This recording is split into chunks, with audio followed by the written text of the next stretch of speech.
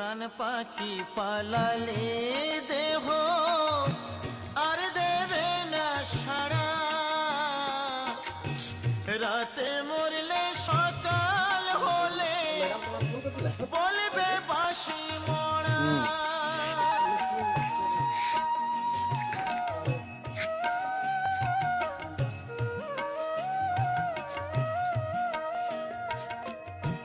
প্রাণ পাখি পালালে দেহ আর এখন খাঁচা দরকার নাই, রাতে মরলে সকাল হলে মশলা ঢালতে হবে। বলবে মশলা ঢাললে